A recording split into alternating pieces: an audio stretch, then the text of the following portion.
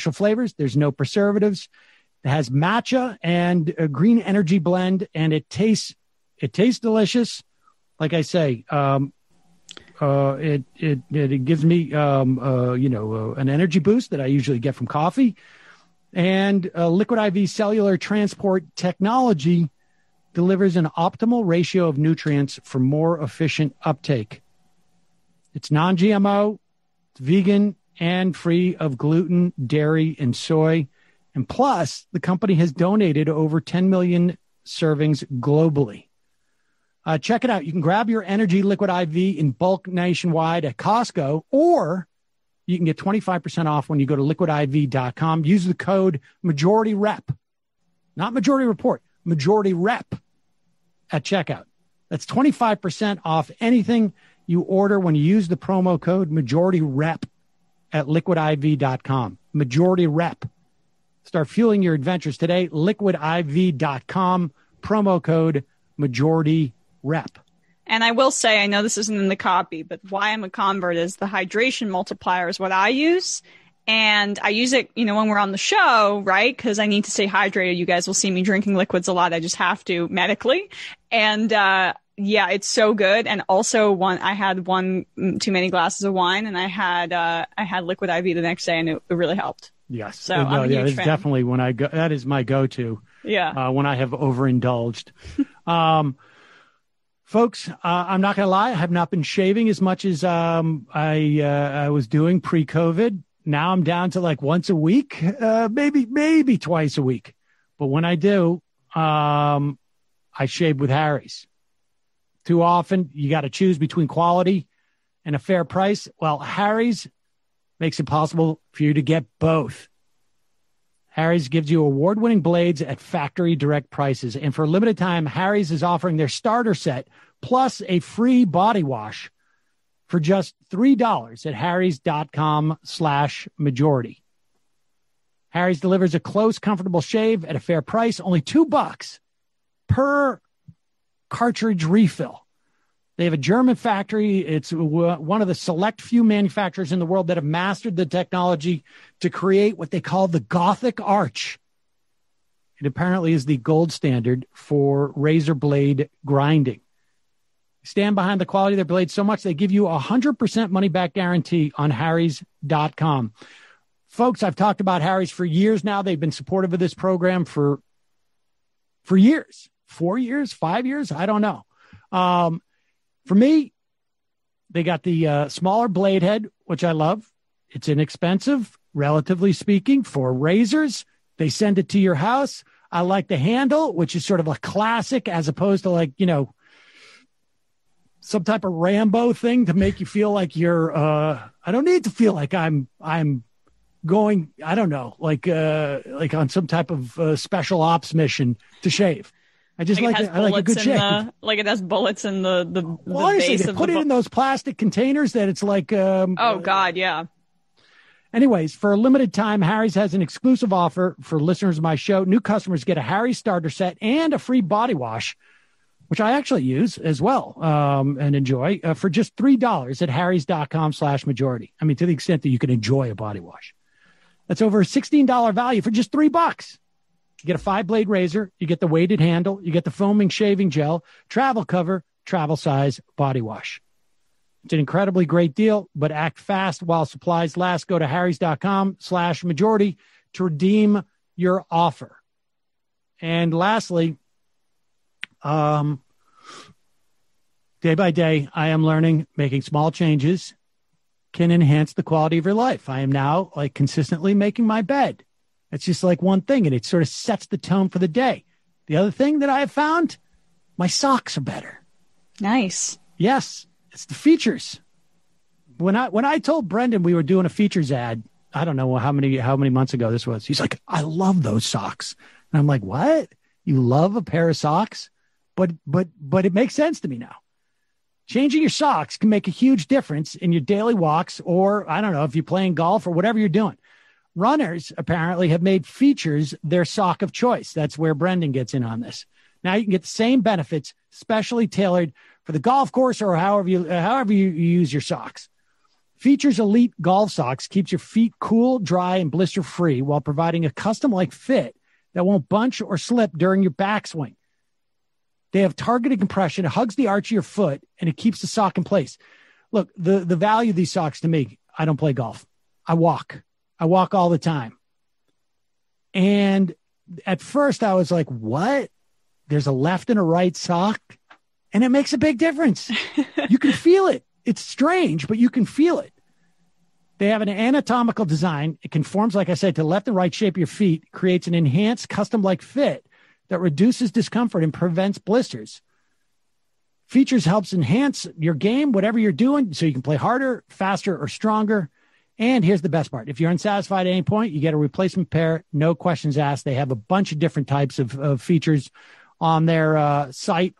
I can't remember the name of the different ones I've gotten, to be honest with you, but I've tried them all out, and I'm almost now full features. That's the other thing I'm doing is I'm not keeping crappy socks anymore. They get holes. I used to get all my socks at like those street fairs, where you get like 12 pairs for like $5. That doesn't make sense to me anymore. Why, what do you live in? Like the 1800s or the circus? That's just the way I did. I did my underwear that way. You're a circus ringleader? I'm not doing that anymore. I'm getting quality stuff, and I'm keeping them, and I'm enjoying them every day. Features Socks will change how you feel about your socks forever. For listeners of the Majority Report, you can get $10 off your first pair of Features when you go to features.com/majority. That's Features, F-E-E-T, like feet, Features, URES.com/majority for $10 off your first pair of Features. Check it out, folks. You will not be disappointed with those socks. Okay, so let's talk about Joe Biden yesterday. Met with a caucus, if you will, of 10 Republican senators. They were going to pitch Joe Biden on a significantly smaller COVID relief bill for the American public. The number 10 is important here because last week or the weeks prior, we saw a gang of 16, which included 8 Republicans and 8 Democrats. The problem with that calculation is 8 Republicans are no more valuable to the Democrats in terms of passing anything than is 1 Republican, or frankly, no Republicans. You need 10 Republicans to come in. And so the Republicans showed up with 10, but to get those 10, they basically need to deny the American public the relief that they need. Here is Jen Psaki. She is the spokeswoman for the Biden administration in the White House press room discussing the meeting between Biden and the Republican Go Small caucus. It's an exchange of ideas, an opportunity to do that. This group obviously sent a letter with some outlines, some top lines of their concerns and their priorities, and he's happy to have a conversation with them. What this meeting is not is a forum for the president to make or accept an offer. So I think that's important to convey to all of you. And his view, it remains what was stated in the statement last night, but also what he said on Friday, which is that the risk is not that it is too big, this package. The risk is that it is too small. And that remains his view, and it's one he'll certainly express today.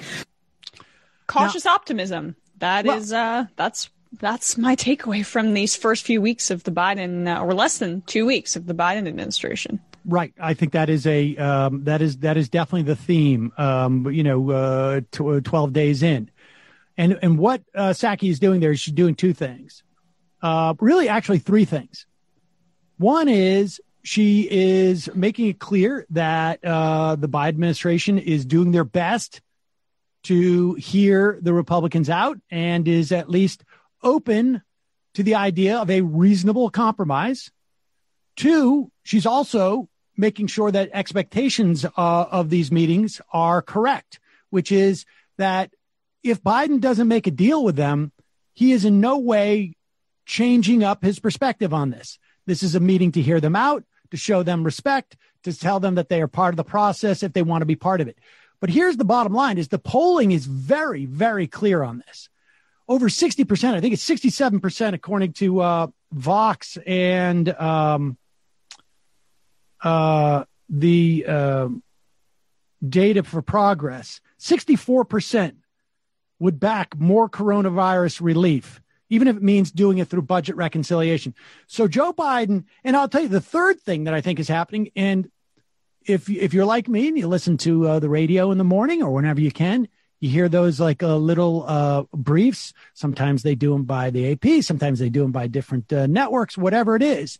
The way this is being articulated is the Republicans want to provide less relief for the American public.